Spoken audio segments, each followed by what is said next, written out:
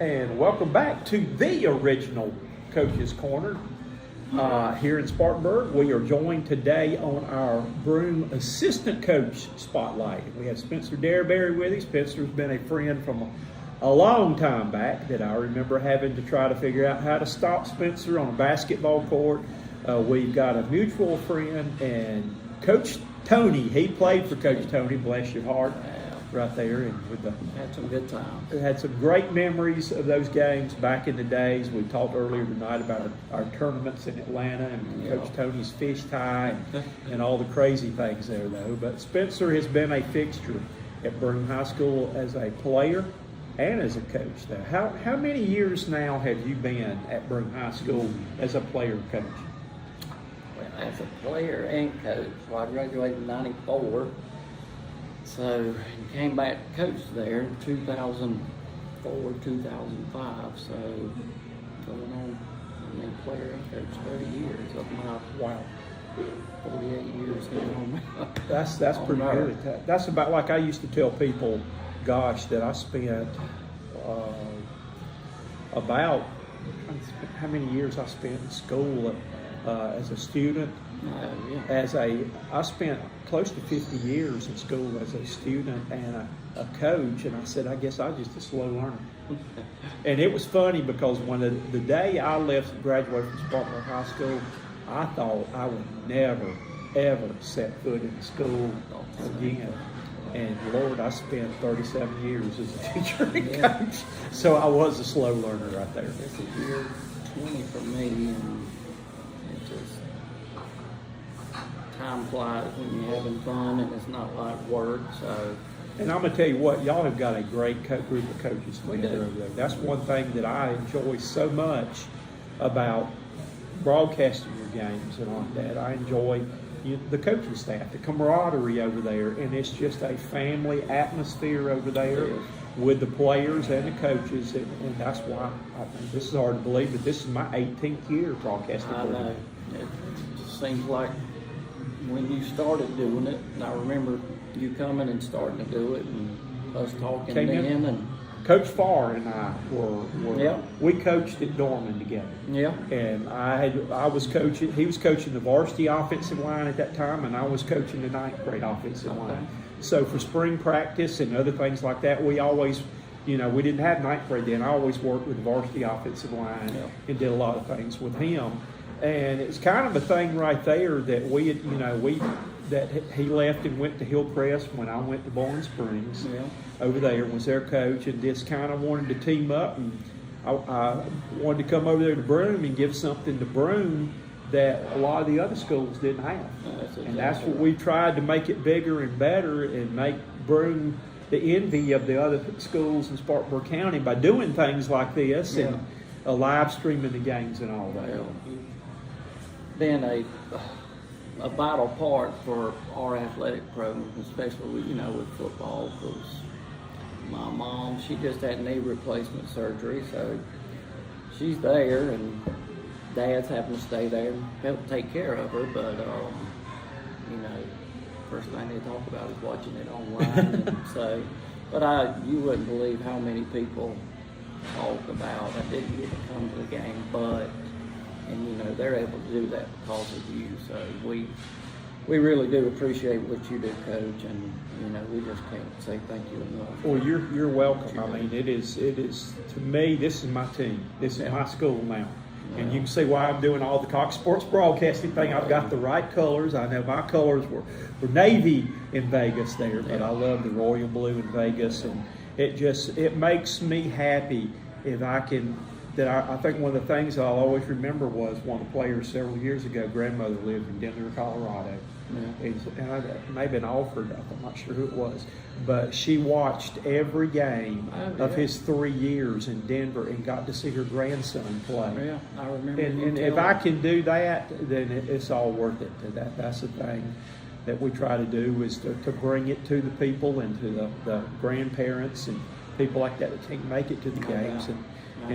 And that's why we've spent some money and done some things there that I like for them to be able to watch it and see it. that there's not a radio station really in town, and that there for a long time you couldn't pick up signals on the other side of town and stuff. So we tried to do things where people can watch from anywhere in the country. Well, there's a lot of people that tune in, and you know, even teachers and some of the staff at school, they'll come up at lunch and say, well, they didn't make it over to Blue Ridge the other night, but they were still able to watch it online. So I know a lot of people tune in and watch, so we appreciate that. Well, it's been neat to see how many that our sponsors this year are former guys that you probably have played with, or the former Broome players. Oh, yeah. With Andrew Weathers, we've got Austin Birch, and Shane Kleeper, and a lot of those guys. And I've actually picked up two of my former players that played for me at Dorman. Okay. That Chris Simmons, who played over there. Chris was a quarterback at Dorman and played defensive back at Walford. Okay. And Matt Fulmer, who played linebacker at Dorman when I was there. That he's right across the street over here, right next to us. He's an insurance company though, and he went to Cedarville after that though. It was kind of neat, the number of former players that have played either at Broome or that I've coached that have gotten involved in trying to make the games possible. Oh yeah, Austin and Birch was actually, we were in school together. He was a kicker, and Kleeper. He said, Austin said he was the kicker and was responsible for all the practical jokes on the sideline. He was. He was. He went down to Cedarville also. And Kleeper was a couple years behind me, but another Broome guy that donates and wants what's best for our program. So we appreciate those guys and the guys that you coach. It's great for people to support and want to see high school athletics succeed and be successful, and help spotlight these young athletes that we have. And you're talking to Kamaje and Amaje, everybody might not be able to get to come by and watch the game, but they can catch bits and pieces online, and those kids, they can play. So to spotlight those young men is definitely what we intend and try to do. We have averaged this year over 1,000 viewers for Friday night. Growing every year. That it not only, you'd be surprised too. It's just like KBB was saying. He watched it on the bus going back. The number of players that go back watch the game, and the families go back and watch the game when they were at the game. Yeah. So that's been kind of neat. That's awesome. All right, moving on to you right now. What is it? I know you have had a lot of opportunities to go a lot of different places to coach. What is it about Broome that has kept you at Broome all the years? Well, everybody, I get questions a lot of, why aren't you going here? Why aren't you going there? And, a big thing is, just to be honest, is, Jameson, my son, it's our JV quarterback. He, has grown up with this group that is sophomores now. And, I always ask him, everybody's like, well, what do you think about it? I go ask my son, I'm like, do you want to look at going here or look at going there? But I get a job at this place or put in at this place, and he's like, Daddy, I want to play with my friends. So for the last, he's 16 years old now, so for the last 10 years he's been a big part of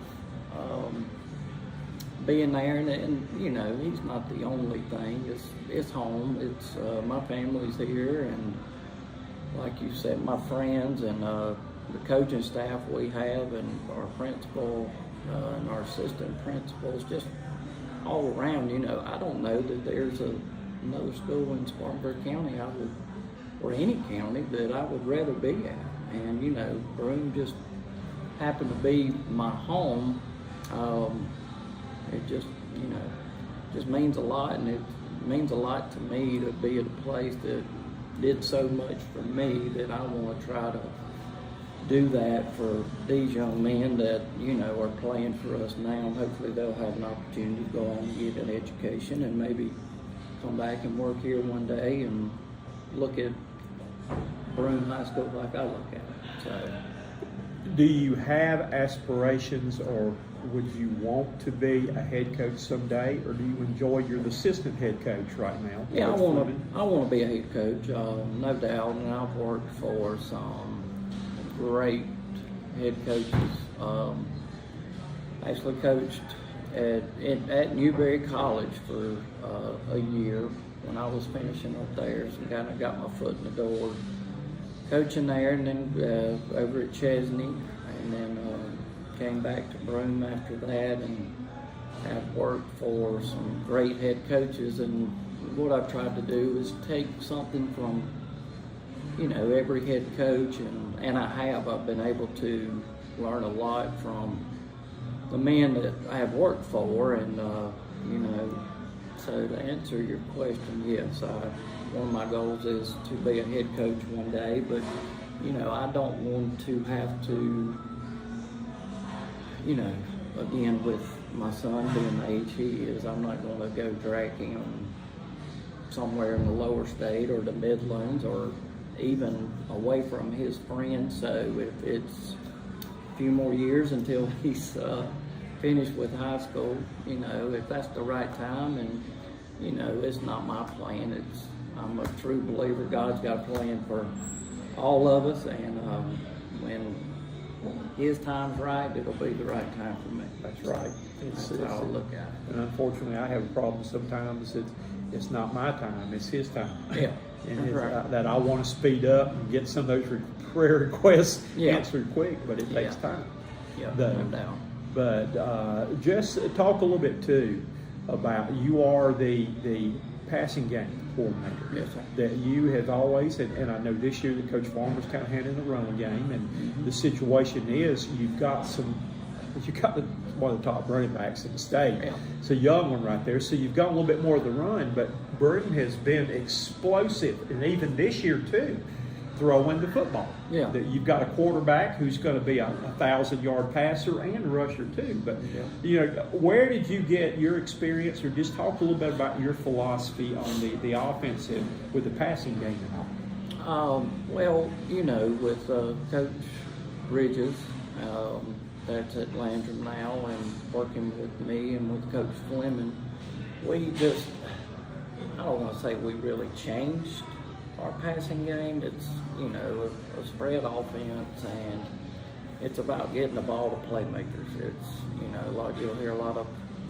coaches and talk about it as basketball on grass, and you got to have a good point guard to distribute that ball. So as far as, you know, the X's and O part of it, you know, it's not much has really changed in the past years that Coach Fleming has been here. We've just, you know, we've tried to, I want to say, kind of condense things and do what Kamaje is good at, and you know, and that's what we work on day in and day out, is being able to play fast and where he can make quick decisions with the football. And I think, you know, from his stats this year, I think he's over 80% completion. And I don't know a lot of quarterbacks in the state that I would like to see a completion rate higher than his. And, you know, just we want to make it where he can make easy, quick decisions, that what he's comfortable doing, and that's what we kind of built the passing game around, is what he's comfortable being able to do. And because the last thing we want to ask him to do is something he's not very good at, and so, you know, he tells us what he likes. We'll come off during the game on the sideline, and he's quick to say, well, Coach, I'm seeing this, or Coach, I'm seeing that, and then we'll look at it on the iPad, and 99% of the time he's correct. And so we're basically, I'm listening to him and then looking at the film, you know, during the game on our iPads, and a lot of our passing games, of course, depends, and you know this, what the defense is giving us, but also what Kamaje is seeing. And he's just done a great job so far, you know, taking control of that, and looking for a few more games this year of him, you know, being able to lead us and take control and see where we can go with this thing. Well, the Broome offense to me has been, I've enjoyed watching it. I mean, we've had some great players come through. Dylan Ramirez had a great career. Yeah. And, you know, some of the receivers that he had batting in and stuff like that. That it's got to be fun to have the kids like that buy into the system and can go out there and perform it at a high level on Friday nights. No doubt. No doubt. Well, you know, we have Trayshawn Silver, which is a sophomore. And That kid can catch anything. He amazes me. He made another great catch Friday night on the ball that was overthrown. He did, and Trey is the type.